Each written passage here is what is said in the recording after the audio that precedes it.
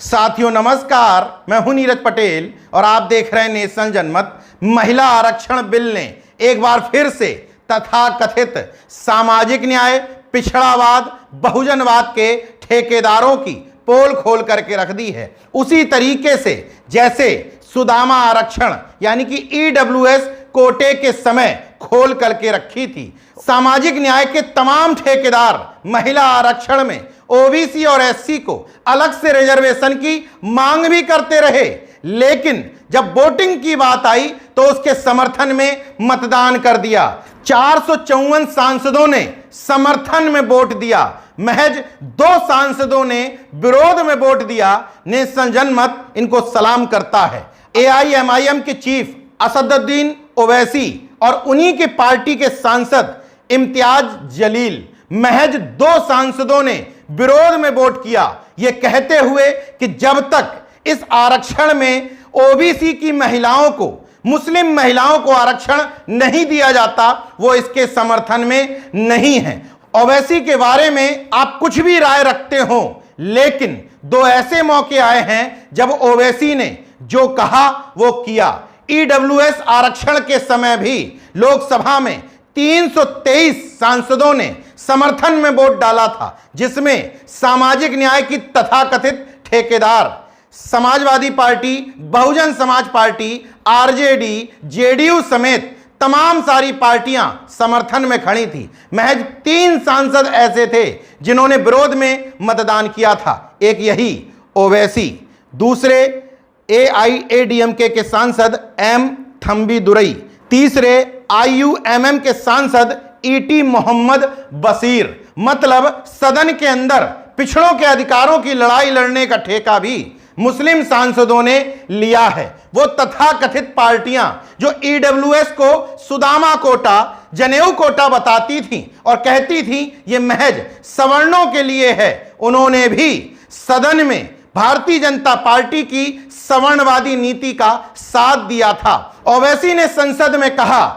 इस बिल के माध्यम से बीजेपी की साजिश है सवर्ण महिलाओं के माध्यम से सवर्णों की संख्या संसद में बढ़ाना, जो पहले से बढ़ी हुई है। अगर आंकड़ों के हिसाब से समझें तो असली नुकसान इस बिल के माध्यम से इस मुर्दा ओबीसी कौम का ही होना है, क्योंकि मंडल की राजनीति के बाद ओबीसी वर्ग की संख्या जो सदन में बढ़ी थी, संसद में तमाम बोलने वाले लोग पैदा हुए थे, उनकी संख्या को सदन में कम करने की एक साजिश है।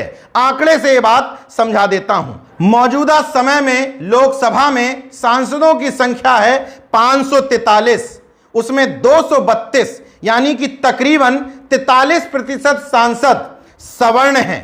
एसटी सांसद हैं 52, एससी सांसद हैं 86 और ओबीसी जिसकी आबादी 50% से ज्यादा कही जाती है, प्रधानमंत्री खुद को पिछड़ा कहते हुए नहीं अगाते हैं, उन सांसदों की संख्या है 120। मतलब पूरी संख्या का महज 22% आबादी ओबीसी है।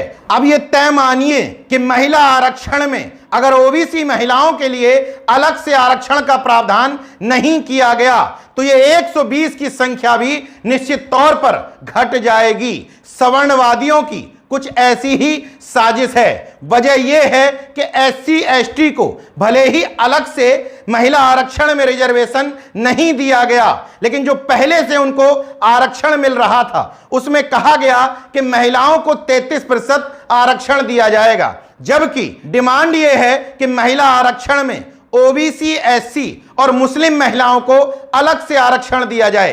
अब इस गणित को समझिए। मौजूदा समय में एससी वर्ग के लिए 84 सीटें रिजर्व हैं, एसटी के लिए 47 सीटें रिजर्व हैं, दोनों की मिलाकर के 131 सीटें हैं। अब इसी में से एससी एसटी वर्ग की महिलाओं को 33% आरक्षण मतलब 43 सीटें दे दी जाएंगी। 543 सदस्यीय लोकसभा में 181 सीटें महिलाओं के लिए आरक्षित होंगी, जिनमें से 43 सीटें एससी और एसटी वर्ग के लिए निकल गईं। अब महिलाओं के लिए आरक्षित सीटें बचती हैं 138, जो कहने के लिए ओपन फॉर ऑल हैं। जरा सोच करके देखिए, किसी भी अपने इर्द गिर्द की सीट पर जहां ओबीसी वर्ग का कोई व्यक्ति लगातार सांसद बन रहा हो, अगर वही सीट सुरक्षित कर दी जाएगी महिलाओं के लिए, तो ओबीसी के घरों से कितनी महिलाएं इतनी जागरूक हैं कि वो सवर्ण महिलाओं को टक्कर और चुनौती दे सकें। और इसी तरीके से कहा जाएगा कि हम योग्य उम्मीदवार तेज तर्रार महिला ढूंढ रहे हैं, और इस तरीके से ओबीसी की जो संख्या 120 है इसको भी घटा दिया जाएगा। राहुल गांधी के बयान पर पलटवार करते हुए अमित शाह ने बड़े गर्व के साथ सदन में कहा कि उनकी पार्टी में सबसे ज्यादा 85 सांसद ओबीसी वर्ग से हैं, लेकिन यह नहीं बताया कि उनके सांसदों की संख्या भी तो 303 है। इस लिहाज से अगर देखें तो महज 50% से ज्यादा आबादी वाले ओबीसी वर्ग को 28% सीटों पर सिमटा दिया गया है, जबकि यहां मामला आबादी से ही तय होता है। लोकसभा या विधानसभा चुनाव में जिसकी जितनी संख्या बारी उसकी उतनी हिस्सेदारी का नारा बहुत पहले से चल रहा है। अगर मतदाता ओबीसी वर्ग के ज्यादा हैं, एससी वर्ग के ज्यादा हैं, तो फिर सवर्ण लोग चुन करके कैसे ज्यादा आते हैं, क्योंकि सीट और टिकट उन्हीं को ज्यादा दिया जाता है। अमित शाह 85 सांसदों की वाहवाही तो बता गए, लेकिन यह नहीं बताया कि हमने परसेंटेज के हिसाब से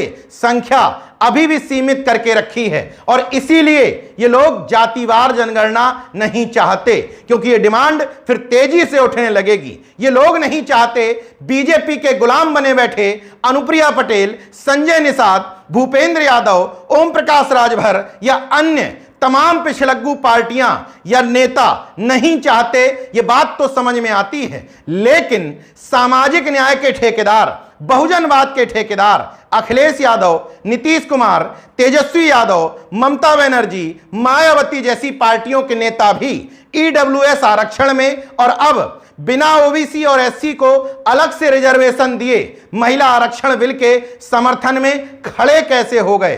दरअसल इच्छा शक्ति बेहद कमजोर है, इसलिए बीजेपी जब भी कोई झुंझुना लेकर के आती है उसमें ये इस वजह से उलझ जाते हैं कि हाय हमारा वोट बैंक ना चला जाए, बिना ये सोचे हुए कि इन मुर्दों की जमात के वजह से ओबीसी वर्ग का असली नुकसान इस महिला आरक्षण बिल के माध्यम से किया जाएगा। अपनी अपनी जाति में सामाजिक न्याय का मसीहा खोज रहे अंधभक्तों को एक नाम और याद रखना चाहिए, विजय साई रेड्डी वाईएसआर कांग्रेस के सांसद हैं। 2019 की शुरुआत में प्राइवेट बिल लेकर के आए थे कि ओबीसी की आबादी 50% से ज्यादा होने की वजह से ओबीसी के लोगों को 50% आरक्षण विधायिका में भी दिया जाए। हालांकि इन मुर्दों की वजह से वो बिल टिक नहीं पाया था, लेकिन इच्छा शक्ति तो थी।